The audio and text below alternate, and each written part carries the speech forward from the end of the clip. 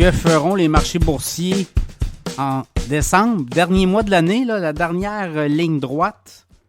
Et si on regarde un peu ce qui pourrait arriver, plusieurs scénarios possibles, on a quand même eu une année boursière du côté des États-Unis, là, on s'entend, quand même assez excitante là, quand on regarde les indices. On va commencer avec le Canada, par contre.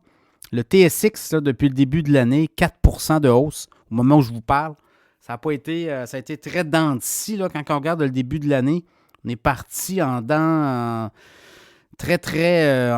sur les chapeaux de roue. Ça a monté rapidement. Ça s'est estompé en mois de mars. C'est reparti avril, mai.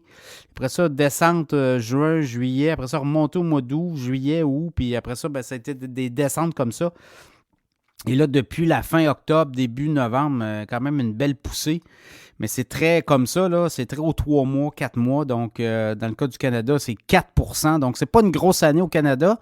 Est-ce qu'on pourrait avoir une fin intéressante? On va voir. Le S&P 500, ben, c'est quand même 19,4% de hausse depuis le début de l'année.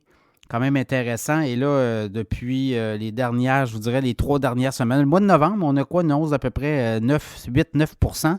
Le Nasdaq, 37% de hausse depuis le début de l'année. Et on n'a jamais regardé en arrière. Peut-être jusqu'à la fin octobre, là, les mois d'août, septembre, octobre, c'était plus chancelant. Mais là, je vous dis, depuis les dernières semaines, on regarde en avant, on fonce. Le Dow Jones aussi, très belle année, 8,5% jusqu'à présent. Très, très aussi denti, là, mais on pourrait terminer l'année. Qu'est-ce qui nous réserve le mois de décembre? Là, on a eu quand même un rallye intéressant pour novembre. Donc, des prises de profit qui vont se prendre. Quand vous regardez les 7 magnifiques, là, les technos comme Nvidia, Apple, Google, Meta, Amazon, Netflix. On pourrait mettre Netflix là aussi. Il y a quand même une belle année pour Netflix. Et autres, ben, les 7, là, les grands Tesla. On pourrait avoir des prises de profit. Dans le cas d'NVIDIA, on l'a vu, là, le titre est monté autour des 500 $, puis là, ça retraite tranquillement. Des titres qui ont monté de 240% dans l'année. À un moment donné, on veut prendre notre argent et il y aura peut-être une correction justement dans ces titres-là pour ramener tout le monde à la réalité. Donc, je pense que c'est ça qu'on va voir peut-être dans les prochaines semaines. Des titres corrigés de façon importante, des indices qui pourraient se faire brasser. Et on va peut-être repartir l'année 2024 au compteur à un autre niveau, à un autre chapitre. Donc, c'est un peu ça. Puis, je regarde les analystes. Il y a des analystes qui voient vraiment le S&P 500 terminer. Là, on est autour de 4500. Bon, on voit peut-être de 4200. Il y en a qui mettent 4700.